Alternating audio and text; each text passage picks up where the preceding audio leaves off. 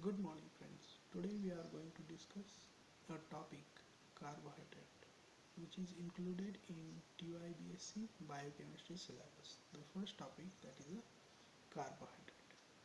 Friends, carbohydrates are important because carbohydrates fulfill the need of human being, cloth, shelter and food. That's why the study of these carbohydrates are more important. Carbohydrates are defined as a polyhydroxyaldehyde or polyhydroxyketones or compounds that can be hydrolyzed to them are called as a carbohydrates. Carbohydrates are the compounds which contain more than one hydroxy group and there is a presence of either aldehyde or a ketone functionality or a compounds which on hydrolysis gives such a compounds are called as a carbohydrate. Carbohydrate, there are number of molecules present in a carbohydrate, so the classification of carbohydrate becomes important. The classification of carbohydrate is based on hydrolysis property and it is based on the reaction with failing solution or its reducing nature. The carbohydrate chemistry particularly deals with the hydrolysis of the carbohydrates and gives a classification of an carbohydrate into three important classes.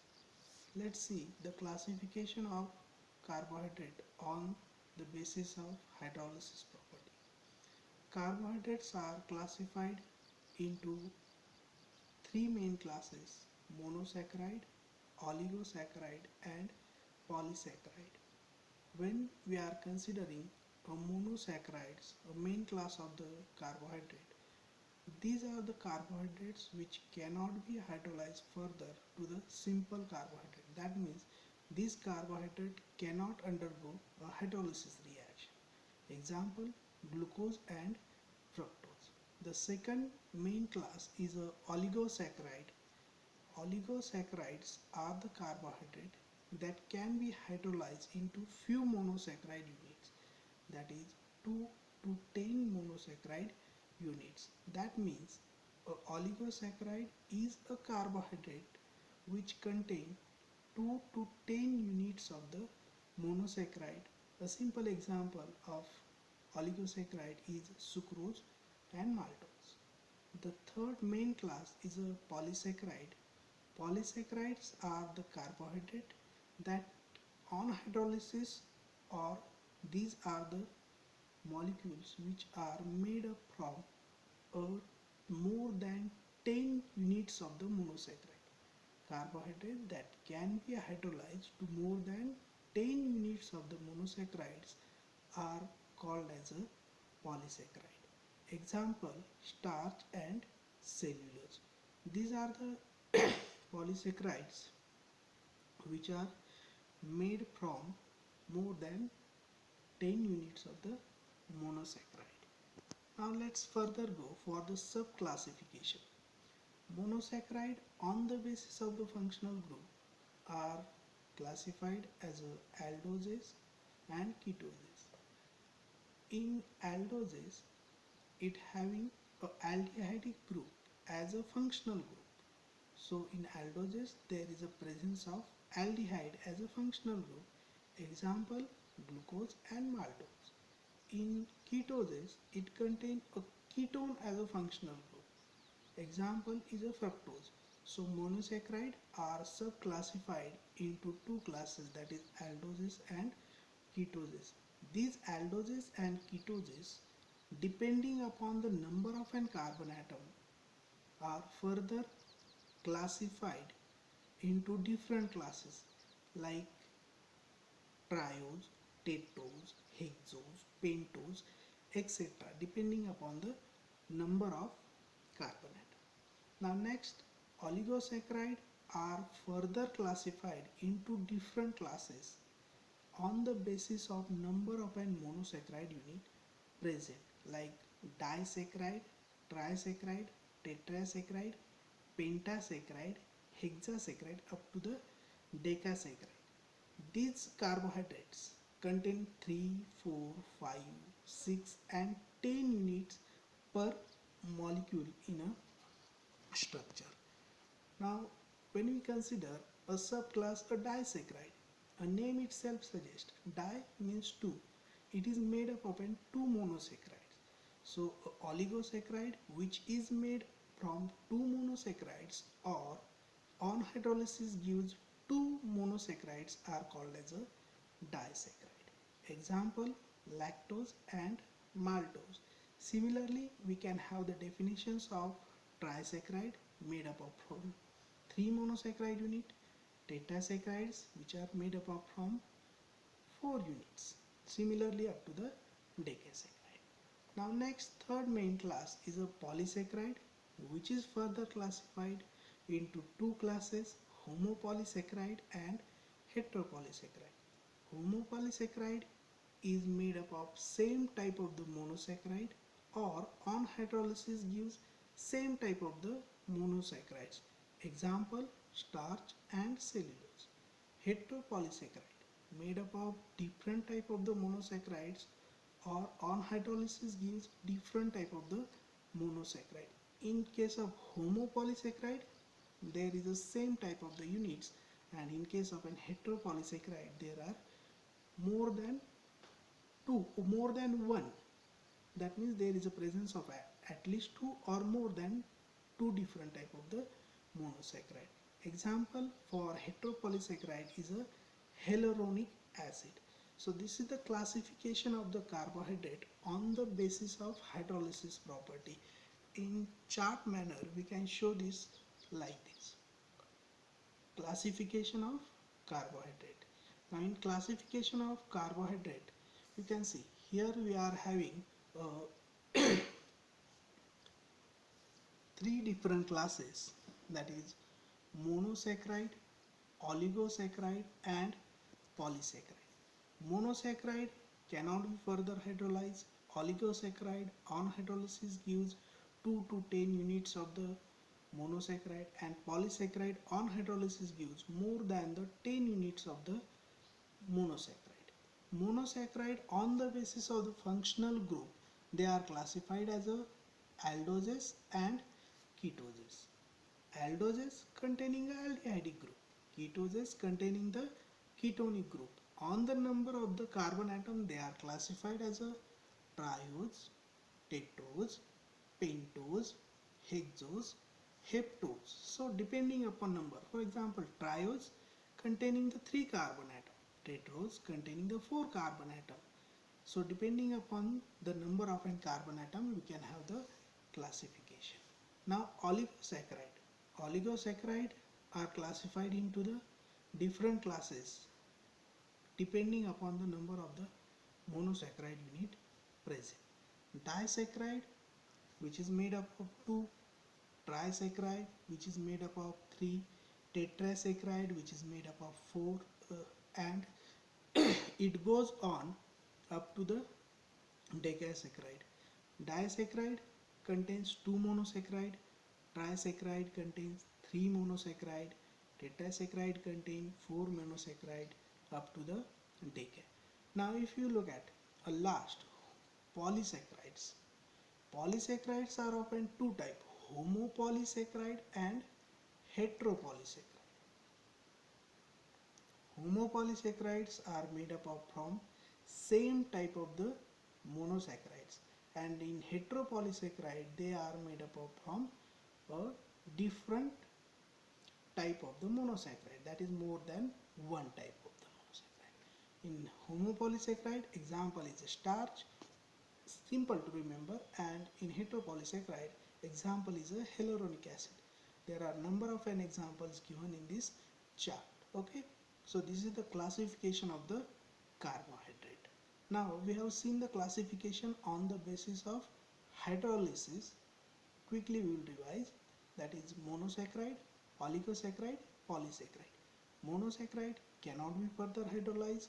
Oligosaccharide on hydrolysis gives 2 to 10 units of the monosaccharide, and polysaccharide on hydrolysis gives more than 10 units of the polysaccharide. Okay, Now monosaccharide on the functional group classified as aldoses and ketoses. Aldoses and ketoses depending upon the number of in carbon atom classified as a triose, tetrose, pentose, hexose, heptose. Now oligosaccharide are classified into different classes depending upon the number of an monosaccharide present: disaccharide, trisaccharide, tetrasaccharide, pentasaccharide, hexasaccharide up to the decasaccharide.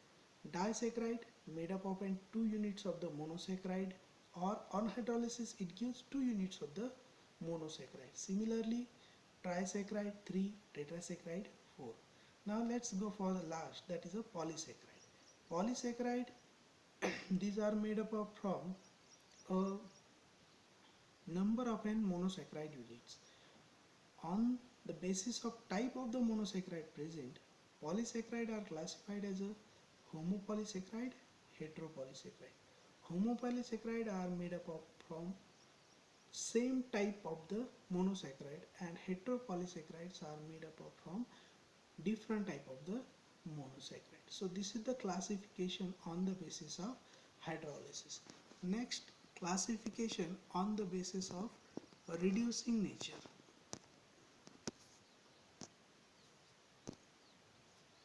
On the basis of reducing nature, sugars are classified as a reducing sugar and non-reducing sugar.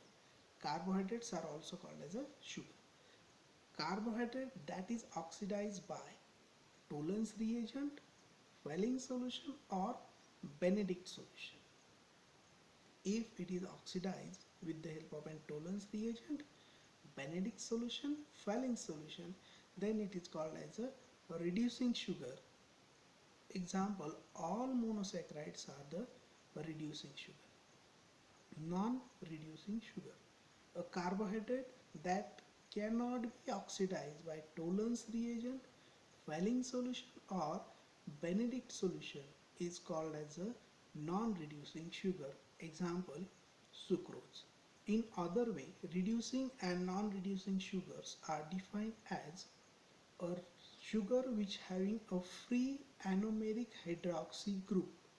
A sugar which have a free anomeric hydroxy group are called as a reducing sugar, and the sugar which do not have the free anomeric hydroxy group are called as a non-reducing sugar. So on the basis of reducing property, they are classified into two classes: reducing sugar and non-reducing sugar. Now let's go for the next, that is a one of the important molecule from the carbohydrate, D-glucose. Why this D-glucose is important? Because the energy produced in the body, most of the time it is from the D-glucose molecule. D-glucose undergo for the metabolism and releases the different amount of the energy in different metabolic processes. That's why the study of D-glucose is important. This D-glucose human beings are obtaining from the plants as a food material. Plants synthesize D-glucose with the help of an photosynthesis. In photosynthesis reaction, a carbon dioxide molecule and a water molecule in presence of chlorophyll pigment and sunlight gives the formation of an glucose and releases the oxygen, which is one of the important biochemical reaction happens in the plant for the preparation of the food. A scientist, Emil Fischer, in 1902 was studying the carbohydrate and particularly determining the structure of the glucose. The structure of the glucose is shown at the bottom of the slide. The structure of glucose, when we are considering it having a 6 carbons, first is a aldehydic carbon, all are having a hydroxy group, remaining all 5. There are two type of the glucose, D-glucose and a L-glucose. D and L, these are the configurations which related with the glucose, and these are called as the relative configurations.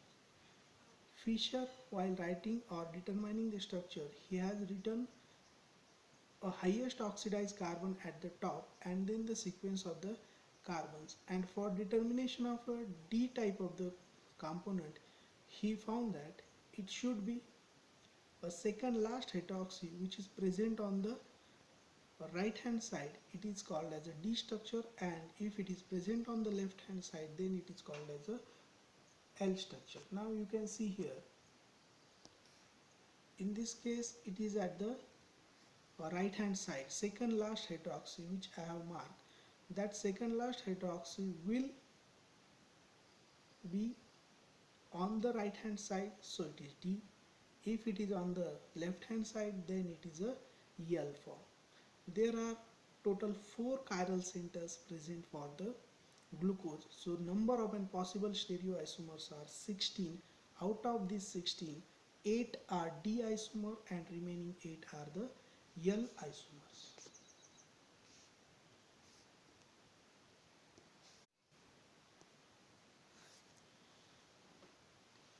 There are two solid forms of the glucose which shows a different melting point, one having a 146 degree and other is having a 150 degree. Also, when they are dissolved in the water, they shows a two different mutarotations. This mutarotation property is associated with the cyclic form, one having optical activity plus 112.2 and other is having a activity plus 17.5. When these sugars are dissolved in water, they undergo mutarotation and the optical activity shown is plus 52.7. So this suggests that glucose does not only present in the open chain structure but it also present in a cyclic structure, because this mutarotation property, two different melting points, suggests that there should be more than one type of the structure for the glucose. If you look at here, we have shown a two cyclic structures for glucose, one with a hydroxy at beta position, other with the hydroxy at the alpha position. So depending upon that, we are calling it as a alpha D glucose and other is called as a beta D glucose cyclic structure. These structures were determined by a scientist Haworth, who has determined a cyclic form of the glucose, and these two structures are alpha and beta D-glucopyranose or alpha and beta glucopyranose.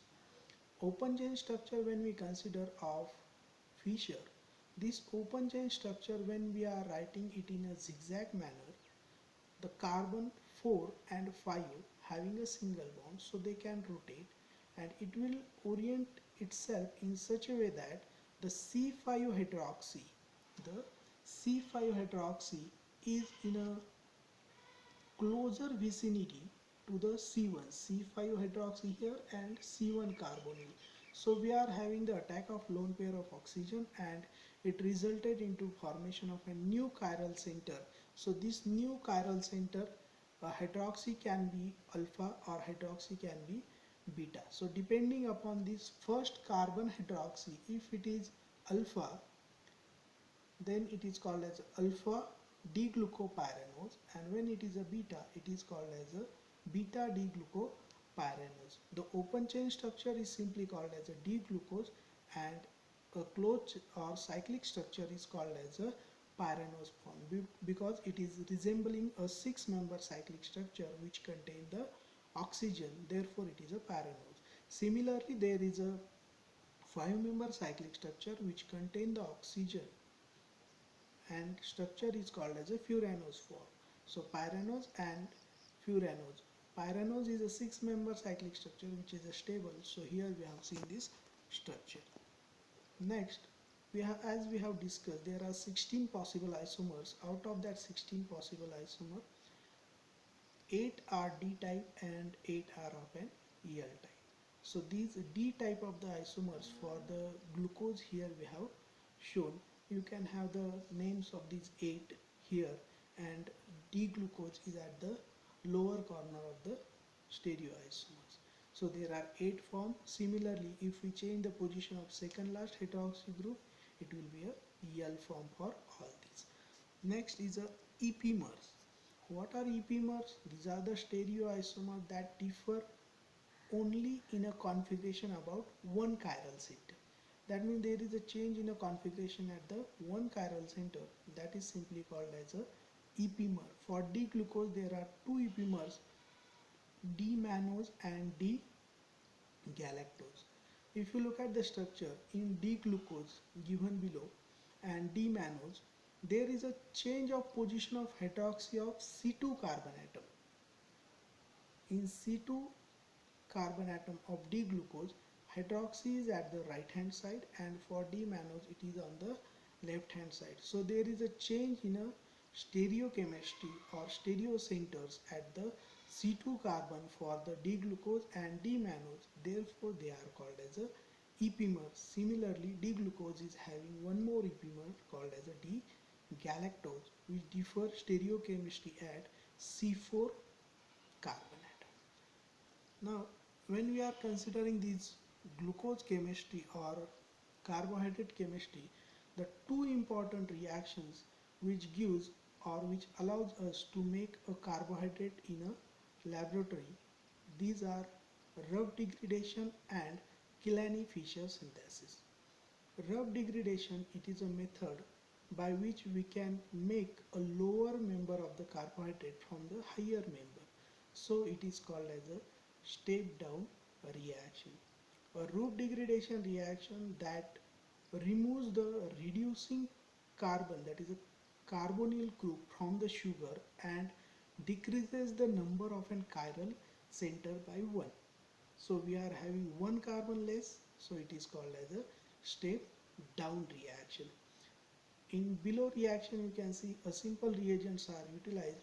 A mild oxidizing reagent, bromine water is used, then there is a calcium salt is used, and after that it is treated with the Fenton's reagent. In first reaction, that is with the help of an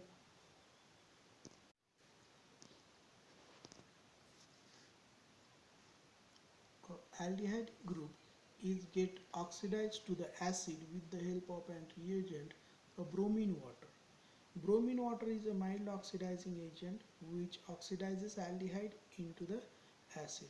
This acid is treated with the calcium carbonate, which resulted into formation of a calcium salt of that acid, and this calcium salt of the acid is further treated with the Fenton's reagent, that is a Fe3 plus in presence of an hydrogen peroxide.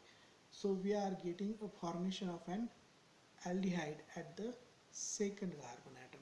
So one carbon is less. Here we have started with the 4 carbon, here we are getting the 3 carbons, so it is called as a step down reaction. Okay, so this rough degradation allows us to go from higher member to the lower member with one carbon less. So rough degradation simply called as a step down reaction. Now next is a Killian-Fischer synthesis, one of the important reactions of the carbohydrate molecule.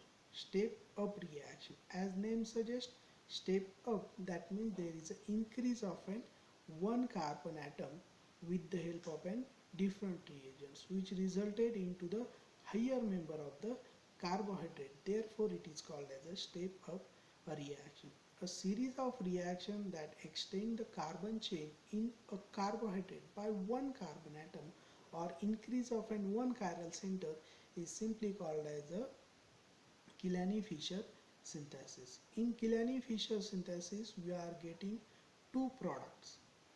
The reason is quite simple. The first step of the reaction is utilization of an hydrogen cyanide as a nucleophile which attack on the aldehydic carbon. So the first step which suggests attack of an hydrogen cyanide on the aldehydic group, this result into formation of an cyanohydrine. This cyanohydrine, they are of an two type. In first we are having the new stereocenter hydroxy on the right hand side. In second we will have on the left hand side. So we are getting a two cyanohydrines, that's why end product again we are having the two. Cyanohydrin further undergo for the hydrolysis to give the formation of an corresponding acid. So cyano group is converted into the acid. Then this acid is undergoing for the heat treatment to give a removal of water and formation of an lactone. So 2 cyanohydrin will give 2 acid will give 2 type of the lactones, and lactone are further treated with sodium amalgam, which resulted into formation of an corresponding higher member of the carbohydrate. Now in this reaction we can see here the 3 carbon sugar is now converted into 4 carbon sugar. Similarly on this side this acid will give the another product which are the epimers of each other. So Killian-Fischer synthesis we are obtaining two products, that these are the epimers of each other. Lower member of the carbohydrate is converted into the higher member of the carbohydrate. So in this lecture we have seen a classification on the basis of hydrolysis and reducing property. Then we have seen the structure of glucose, stereoisomers, and two important reactions, Roux degradation and Killian-Fischer synthesis. For today's lecture we are going to stop here. Thank you very much.